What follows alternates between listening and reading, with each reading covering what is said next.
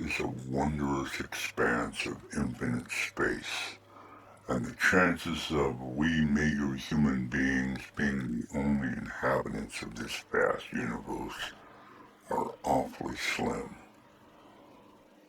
People from all around the globe have reported seeing strange objects flying around in the skies above their heads.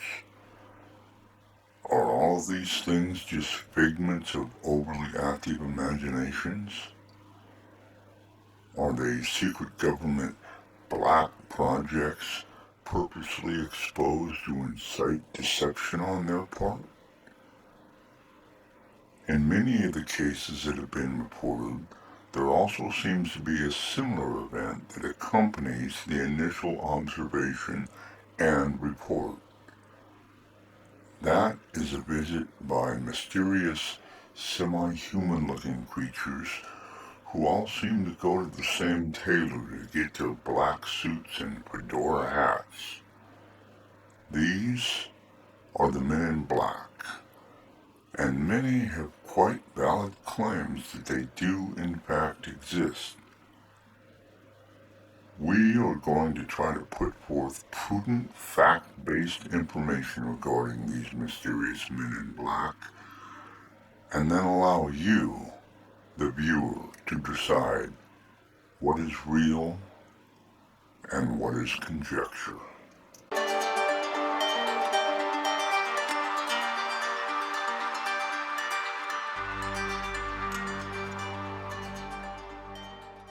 First ever recorded experience with the Men in Black came from Harold Dahl in June 1947. Harold Dahl was out on his boat in the Puget Sound where he claimed he saw 6 giant donut-shaped objects in the sky.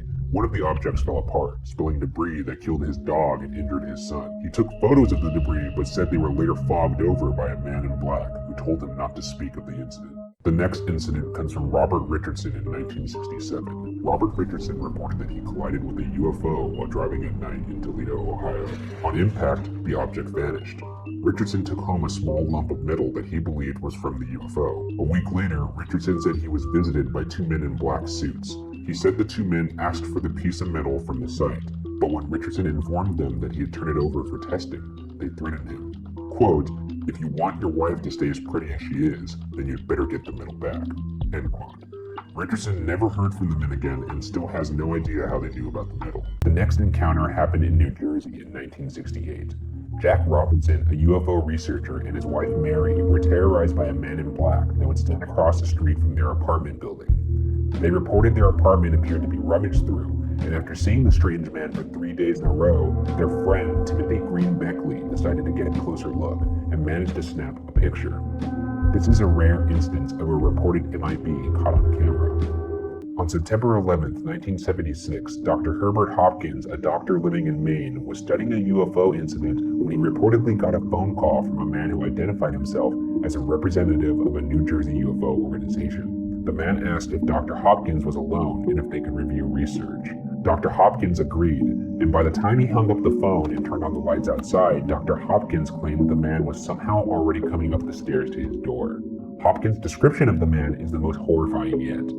The man wore a neatly tailored black suit, was bald with no eyebrows or eyelashes, and had smooth, dead white plastic skin like a doll. His lips were ruby red, and his speech was expressionless and monotone as if you were hearing a machine. The man in black told Hopkins to take out a coin and said, "Watch the coin." After that, Hopkins claims, quote, "It started to develop a silver color instead of copper, and then the silver became bluish, and the penny was getting quite fuzzy, out of focus, blurred, and then it simply was gone. It slowly dematerialized," end quote.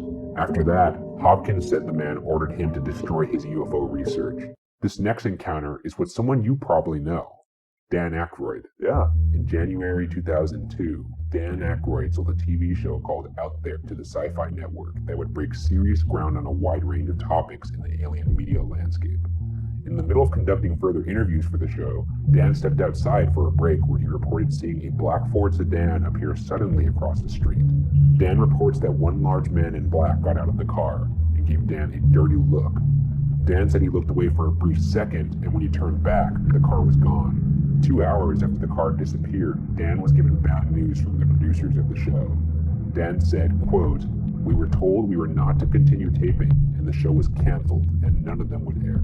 End quote. I saved the best encounter for last. Okay. On October 14, 2008, near Niagara Falls, hotel manager Shane Sovar, along with the hotel security guard, reported seeing a large triangular UFO outside his hotel. A group called the Aerial Phenomenon Investigations Team looked into the incident. They reported that a couple weeks later, according to 3 other witnesses, 2 unidentified men in black visited the hotel. The men in black terrified the hotel staff and were looking for Shane Sovar and the hotel security guard, who were luckily not there at the time. And when Shane Sovar reviewed the hotel security footage, he discovered that the camera had actually caught 2 men on tape. What we're about to watch is that footage. No one's gonna die, are they? No.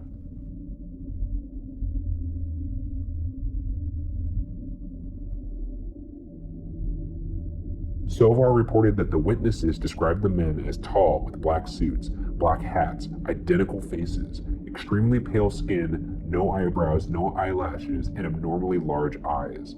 A woman who spoke with the men claimed that she felt that the men knew what she was thinking. Is this video proof that the MIB exist? Or is this video simply an internet hoax? The mayor of Washington, D.C. has formally requested that the federal government remove the military presence in our nation's capital. That presumably would include some mysterious men in black seen guarding the White House. But who are they?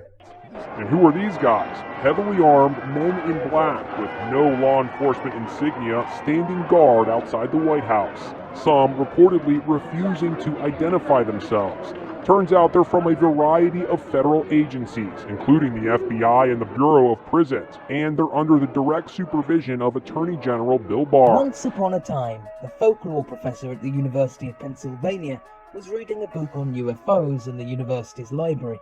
He didn't actually have an interest in the subject of UFOs, but it had been recommended to him by a colleague, so he thought he should read it anyway. Eventually, while he was reading, he noticed a leg and a shoe out of the corner of his eye, and before he knew it, there was a man in black, sitting in the chair in front of him.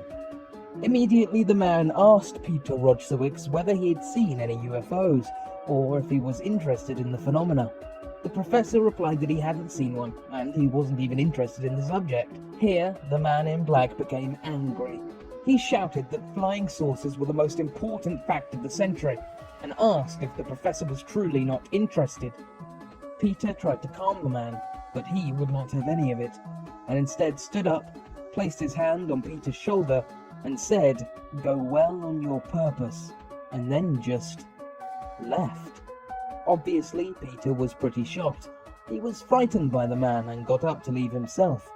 He walked towards the stacks where the reference librarians usually sat, but they weren't there. Neither were the guards at the front of the building. In fact, he was the only person in the library, and once more, he was terrified. He went and sat back down, and in an hour, everything was back to the way it should be, with people all over the land.